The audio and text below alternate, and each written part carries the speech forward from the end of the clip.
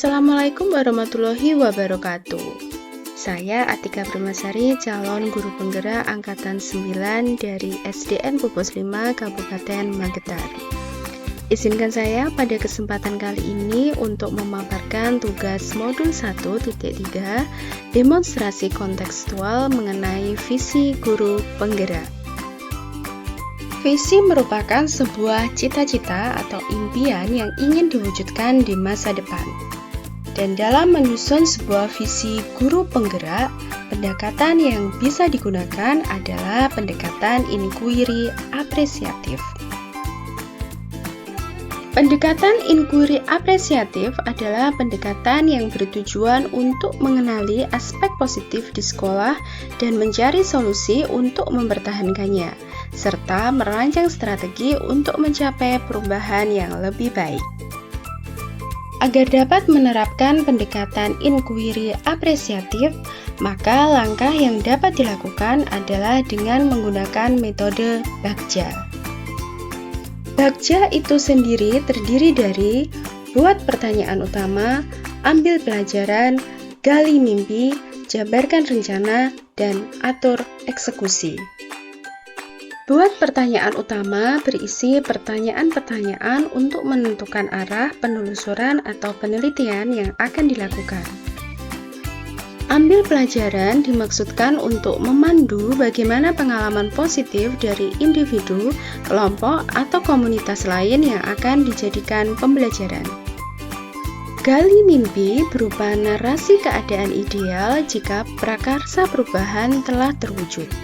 Jabarkan rencana mengidentifikasi tindakan-tindakan yang akan dilakukan. Sedangkan atur eksekusi membantu transformasi rencana menjadi nyata. Berikut ini merupakan visi guru penggerak yang telah saya buat.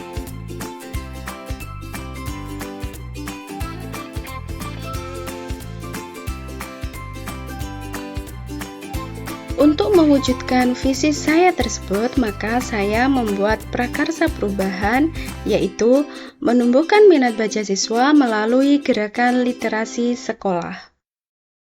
Adapun tahapan Bagja yang telah saya buat adalah yang pertama, buat pertanyaan. Pertanyaannya, apa yang harus saya lakukan untuk menumbuhkan minat baca siswa? Tindakan atau penyelidikan yang bisa dilakukan untuk menjawab pertanyaan itu adalah berdiskusi dengan kepala sekolah dan rekan sejawat terkait penumbuhan minat baca siswa, mencari referensi tentang cara menumbuhkan minat membaca pada anak, memberikan motivasi dan manfaat membaca, serta melakukan observasi, kuesioner atau tes diagnostik yang berisi pertanyaan tentang penelusuran mengenai minat membaca. Yang kedua, ambil pelajaran. Adapun pertanyaannya adalah, siapa guru atau rekan sejawat yang sudah bisa menumbuhkan minat baca pada siswa? Kegiatan apa yang harus saya lakukan agar bisa menumbuhkan minat baca siswa? Tindakan atau penyelidikan yang perlu dilakukan untuk menjawab pertanyaan tersebut adalah berkolaborasi dengan orang, rekan sejawat yang telah berhasil dalam menumbuhkan minat membaca pada siswa, dan menyampaikan pada siswa tentang manfaat dan pentingnya membaca. Yang ketiga, gali mimpi. Pertanyaannya adalah, bagaimana peningkatan prestasi belajar siswa jika penumbuhan minat baca itu terwujud?